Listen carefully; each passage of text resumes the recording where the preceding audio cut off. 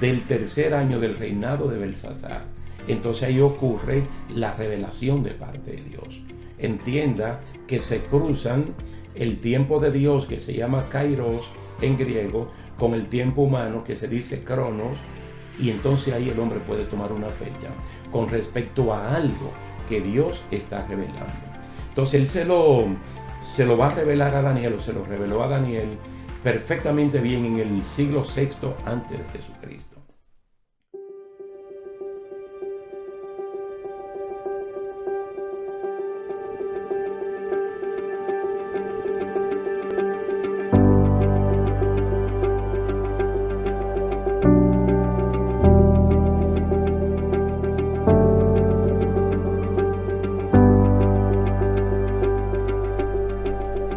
Saludos y bendiciones, queridos hermanos.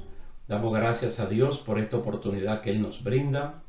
En el día de hoy vamos a continuar estudiando el capítulo 8 del libro de Daniel y vamos a ver la visión del carnero y del macho cabrío. Es muy importante estudiar este capítulo 8 del libro de Daniel porque esta es una sección, yo pudiera decir como que única en todo el libro, porque contiene una profecía que identifica por nombre a los siguientes dos imperios que han de reinar después de Babilonia, que son los medos y los persas y los griegos. Esto es un caso sui generis porque no aparece en Daniel 2 ni tampoco en Daniel capítulo 7, solamente aquí. Entonces vamos a ver que hay profecías que siguen siendo escatológicas para un cumplimiento final, y hay profecías que ya son historia porque se cumplieron al pie de la letra. Entonces, cuando tenemos casos como el de Daniel capítulo 8, podemos acrecentar nuestra creencia y firmeza en la palabra del Señor y especialmente en la profecía.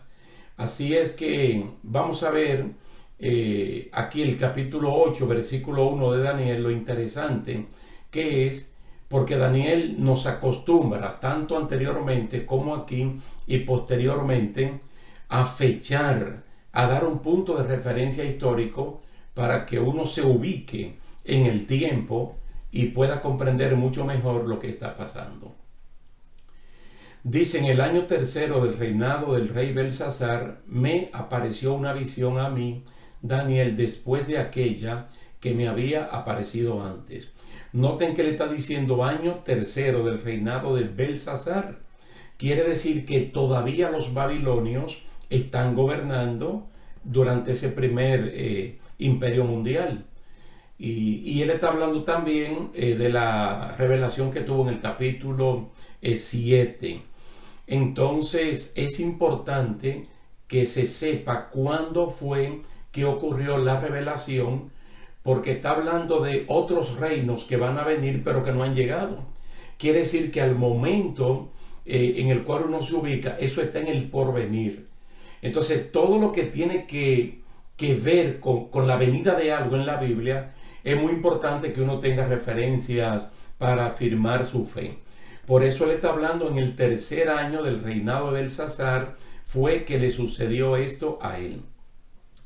Siempre Daniel ubica también no solamente el punto histórico del tiempo, pero también la geografía.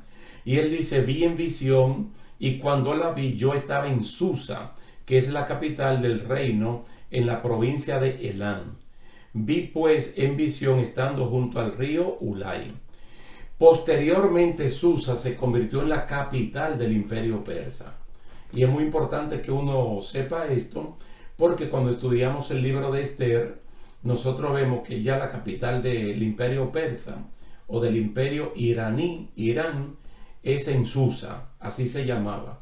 Entonces en este momento es la capital de una provincia que se llama Elam, pero posteriormente va a ser la capital del imperio de los medos y de los persas. Bueno, este versículo 1 y 2, importante como le digo, porque nos dan ubicación histórica del tiempo, una referencia muy importante, muy valiosa para nosotros, y también un punto geográfico, que él estaba en Susa, en la provincia de Elam, junto al río Ulai. datos que los primeros receptores de este libro lo pudieran certificar como lugares realmente existentes. Ahora, del versículo 3 al 13, nosotros vamos a ver pura y simplemente la descripción o la narración de lo que él vio. Entonces, como siempre, van a ser figuras. En este caso, continúa con lo mismo del capítulo 7 y lo que vamos a ver es imperios representados por animales. Dice así: alcé los ojos y miré, y he aquí un carnero que estaba delante del río Ulai, lógicamente, y tenía 2 cuernos, y aunque los cuernos eran altos, uno era más alto que el otro, y el más alto creció después. Vi que el carnero hería con los cuernos al poniente, al norte y al sur. El poniente viene siendo el oeste, porque está hablando del sol cuando se levanta por el este y se acuesta por el poniente. Quiere decir que él lo está viendo desde el punto de vista desde el este. Y que ninguna bestia podía parar delante de él, ni había quien escapase de su poder, y hacía conforme a su voluntad y se engrandecía.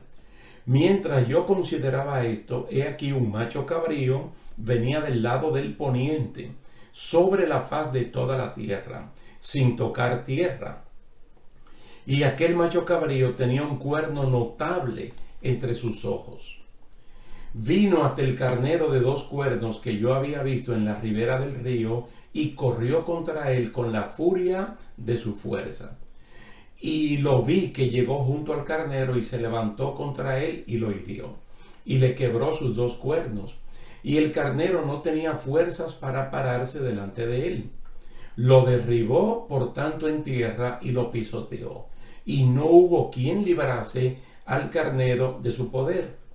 Y el macho cabrío se engrandeció sobremanera, pero estando en su mayor fuerza, aquel gran cuerno fue quebrado, y en su lugar salieron otros 4 cuernos notables hacia los 4 vientos de la tierra, es decir, los 4 puntos cardinales.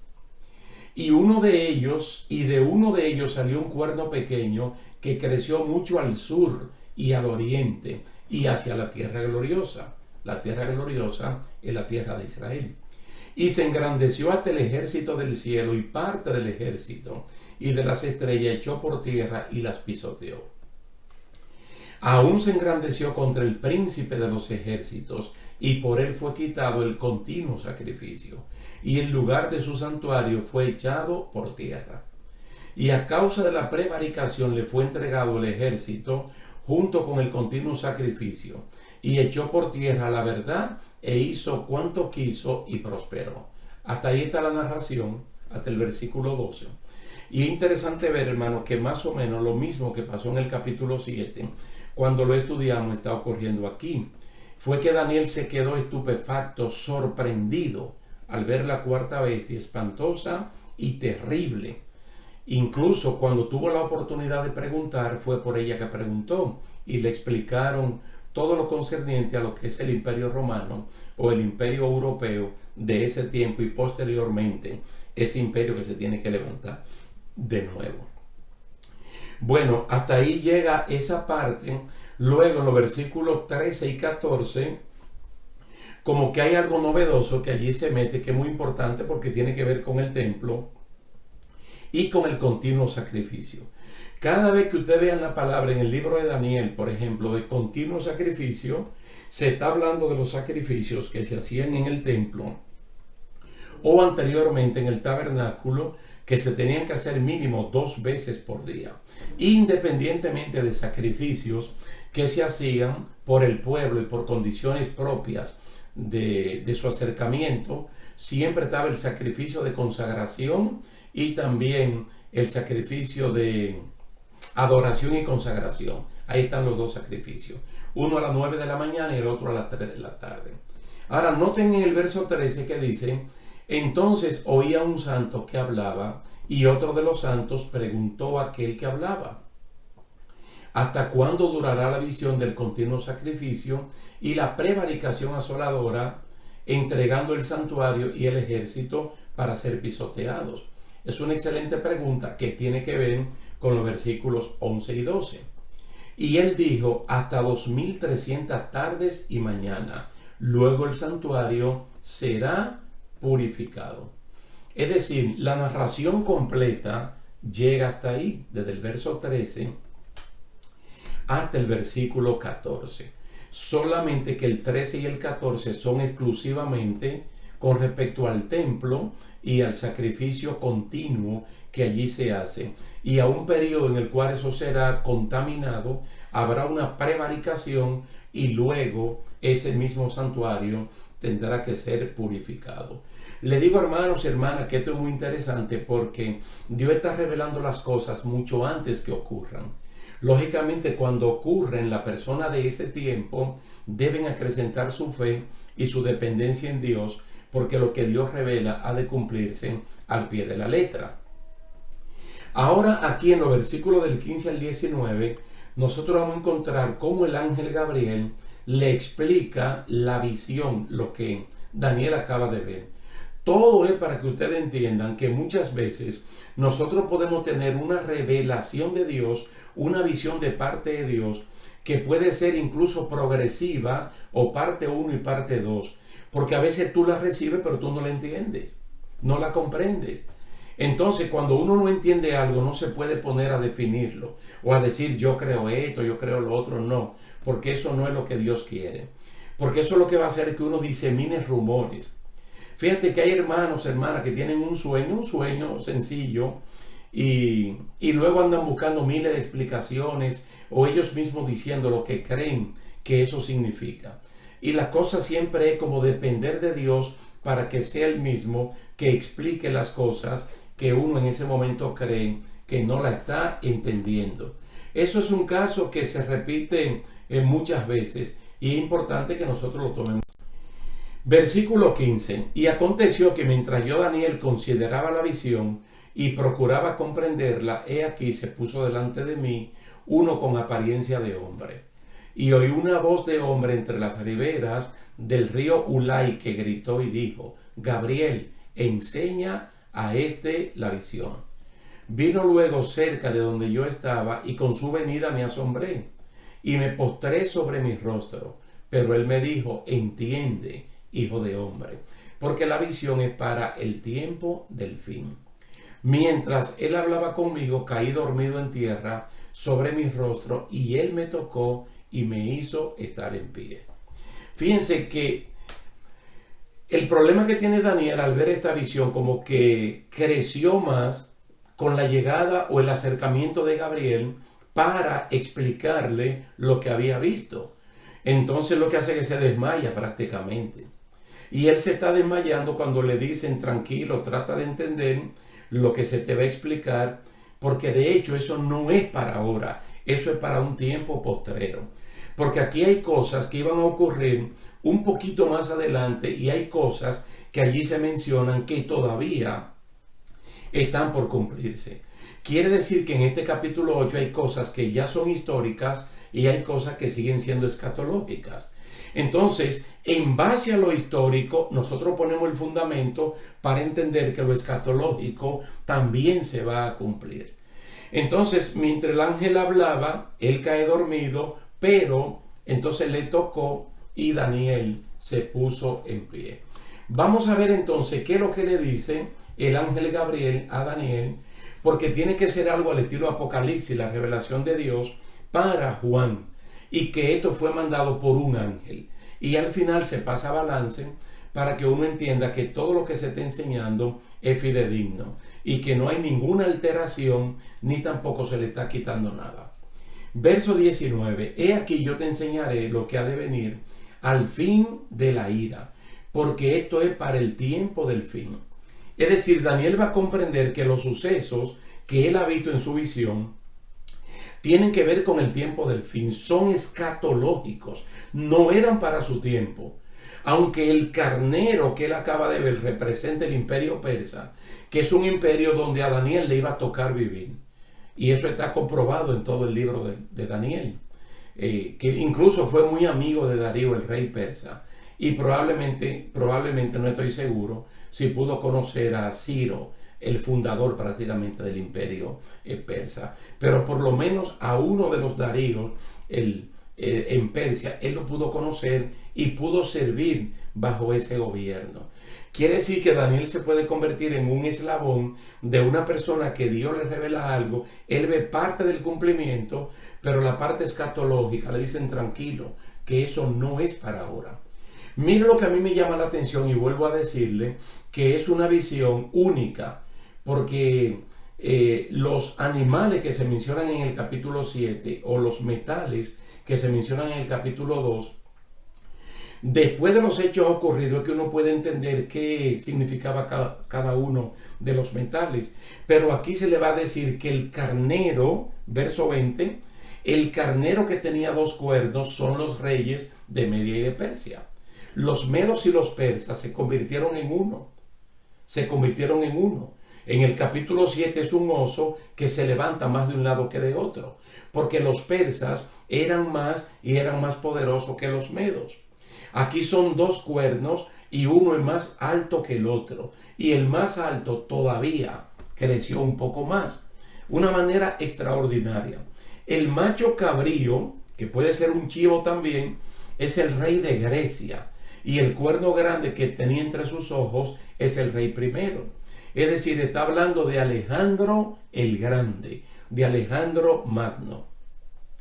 Entonces, el verso 20 y 21, ahí mismo declaran, para que ya nadie invente, diciendo que el carnero representa a los chinos, o a los rusos, o a los coreanos, o a Estados Unidos. No, representa el imperio de los medos y de los persas. Y el macho cabrío representa el imperio de Grecia. Y ese cuerno que tenía entre los 2 ojos, el rey primero, que está harto demostrado en la historia, que es Alejandro el Grande, el hijo de Filipos. Dice, y en cuanto al cuerno que fue quebrado y sucedieron 4 en su lugar, significa que 4 reinos se levantarán de esa nación, aunque no con la fuerza de él. Esta fue una predicción perfectamente cumplida, porque cuando Alejandro el Grande murió, algunos datos históricos dicen 32 años, otros 35, que ya había conquistado prácticamente todo lo que se podía conquistar. Él murió. Y de todos los generales que él tenía, 4 generales se dividieron el reino, tal y como fue profetizado: Seleuco, Ptolomeo, Lisímaco y Casandro. Ellos se encargaron de dividir el reinado en esas partes. A nosotros la parte que más nos interesa es la parte de Ptolomeo, que ocupa Egipto, y la parte de los Seleucidas o Seleuco, que ocupa la parte de Siria y de Babilonia, y que tiene que ver mucho con la tierra de Israel, porque Siria hace frontera ahí mismo con Israel. Entonces los Ptolomeos, que es Egipto, entonces digamos que toda la península del Sinaí, la parte de Canaán, están en el medio del gobierno de los Ptolomeos, Egipto, y de los Seleucidas, en este caso Seleuco, que está en la parte de Siria hacia arriba, pero afectando directamente la tierra gloriosa, como allí se le llama. Dice, y al fin del reinado de estos 4, cuando los transgresores lleguen al colmo, se levantará un rey altivo, de rostro y entendido en enigma. Es decir, ya aquí comienzan a hablar de Antíoco Epífanes IV, que fue el tipo que detuvo los sacrificios en el templo y profanó el templo, sacrificando una puerca allí, derramando sangre. Bueno, un desastre. Todos los sacrificios se detuvieron y el templo fue contaminado por este hombre. Entonces el mismo Antíoco Epífanes IV, que ustedes lo pueden buscar en la historia, él mismo entonces representa al anticristo, a la bestia, que es el último gobierno humano que va a surgir, como ya nosotros explicamos anteriormente, basados en el libro de Apocalipsis y también en Primera y en Segunda de Tesalonicenses. Entonces se levantará un rey altivo de rostro y entendido en enigma. Dice, y su poder se fortalecerá, mas no con fuerza propia. Ustedes lo saben porque Apocalipsis capítulo 13 dice que el diablo le va a dar trono, poder y autoridad al anticristo. Antíoco Epífanes IV es una miniatura, o es lo que le llaman tipo y antitipo. Él viene siendo el tipo y el antitipo viene siendo el anticristo. Un anticristo en miniatura. Y aquel va a ser el anticristo ya en términos absolutos y reales. Y todo lo que dice Apocalipsis, segunda de Tesalonicenses, capítulo 2, ha de cumplirse. Porque el anticristo se va a sentar en el templo como abominación desoladora. Así como Antíoco Epífanes IV fue al templo y lo contaminó con el sacrificio de una puerca en el mismo altar. Entonces dice, y causará grande ruina y prosperará y hará arbitrariamente y destruirá a los fuertes y al pueblo de los santos. Antíoco hizo eso y el anticristo lo va a hacer peor. Con su sagacidad hará prosperar el engaño en su mano y en su corazón se engrandecerá y sin aviso destruirá a muchos y se levantará contra el príncipe de los príncipes, pero será quebrantado, aunque no por mano humana. Perfectamente bien. Daniel capítulo 2, Daniel capítulo 7, ahora Daniel capítulo 8, Apocalipsis capítulo 13, Apocalipsis capítulo 17, Apocalipsis capítulo 19. La venida de Jesucristo, Él no tiene que tocar a este hombre, sino que con el resplandor de su venida, Él va a destruir a este inicuo. Hablando ya del anticristo, pero en términos reales, todo esto le pasa a Antíoco Epífanes IV, que es el que contamina el templo. Un templo que después con los macabeos fue que el templo pudo ser restaurado una vez más, especialmente Judas Macabeo. Dice, la visión de las tardes y mañanas que se ha referido es verdadera, y tú guarda la visión porque es para muchos días. Es decir, toda esta parte tiene que ver con no más de 6 o 7 años que dura descontinuado el sacrificio allí en la tierra de Israel, hasta que los macabeos se levantan y hacen lo que históricamente nosotros conocemos. Cuando esto lo proyectamos al anticristo, a ese último gobierno mundial, pues será un periodo de 7 años también. Solo que los primeros 3 años y medio el anticristo no lo va a hacer, sino en la segunda parte de su gobierno. Ahora el verso 27 dice, y yo Daniel quedé quebrantado y estuve enfermo algunos días.